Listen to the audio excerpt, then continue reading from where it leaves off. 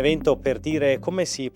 ragionava prima, noi ci siamo come terzo settore, ma anche come pubblica amministrazione, come Regione Veneto in queste 2 giornate, 28-29 marzo a Verona, un tassello importante anche per ribadire l'impegno regionale. Quest'anno tra l'altro è evidenziato anche da una recente delibera, 3 milioni di euro per il fondo autismo che impiegheremo in maniera particolare per potenziare ancora di più la nostra rete di vigilanza sul neurosviluppo e quindi rafforzare la capacità della regione di intercettare le condizioni dello spettro autistico già nei primi anni di vita delle persone e quindi intervenire in maniera ancora più efficace con delle diagnosi precoci. Accanto a queste attività di carattere clinico e che attengono ai compiti del Servizio Sanitario Regionale, affianchiamo poi queste attività che nascono dalla buona volontà di tantissime persone e da tantissime famiglie che sensibilizzano tutta la nostra società e che meritano il nostro sostegno. L'acqua ha una caratteristica,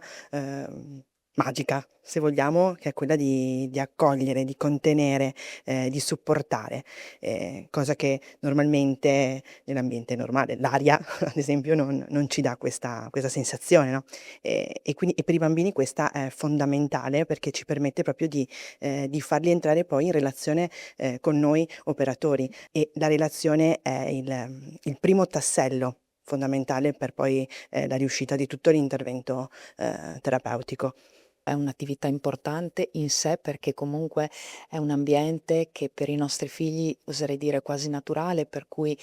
dei ragazzi che generalmente vengono esclusi, da molti ambienti, da molti ambiti, qui si trovano assolutamente accolti con del personale preparato che può far passare loro 1 ora settimanale importante. Dopodiché ha anche dei risvolti nella vita quotidiana perché li aiuta ad avere molte meno crisi comportamentali e quindi essere molto più tranquilli anche in casa, a scuola, o comunque nella vita di tutti i giorni, che è sicuramente una cosa importantissima e fondamentale per noi. L'organizzazione di fine settimana e di vacanze di sollievo per le famiglie, anche questo aspetto non può essere trascurato. No, assolutamente, e devo dire che è un ambito che invece generalmente viene trascurato, perché si pensa tanto alla terapia, quindi all'intervento sanitario, anche sociosanitario, però in realtà il sollievo è fondamentale, perché anche noi abbiamo bisogno di riposo e di momenti dove lasciare i nostri figli con del personale specializzato, per cui in tranquillità,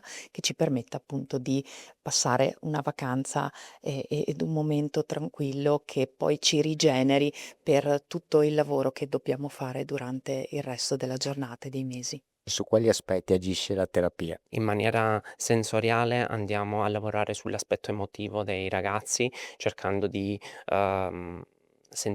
cioè cercando di portarli fuori, diciamo, da quello che può essere il guscio in cui si possono chiudere, cercare di, portare i ragazzi a condivisione. Quindi l'obiettivo finale proprio della terapia è quello di partire da una terapia individuale e arrivare a una terapia di gruppo, dove i ragazzi possono, lavorare insieme, condividere e io dico sempre sopportarsi, ma supportarsi allo stesso tempo. Questo è quello che noi facciamo quotidianamente in acqua e poi, la relazione che noi creiamo in acqua ce la portiamo fuori, creando queste settimane sollievo come hanno parlato precedentemente. Che è un momento di, come ho detto prima, per fare rete tra chi fa sport come noi e tra chi gestisce delle situazioni difficili come TMA, quindi abbiamo abbracciato subito questa giornata e questa possibilità anche di far vivere ai nostri atleti una giornata diversa che sicuramente sarà di arricchimento, di crescita, oltre che sportiva, ma anche e soprattutto umana. Ringraziamo sicuramente TMA e tutti i nostri atleti, i nostri collaboratori, i miei collaboratori che si sono subito resi disponibili a dare una mano in tutta questa 30 ore che sarà il prossimo weekend.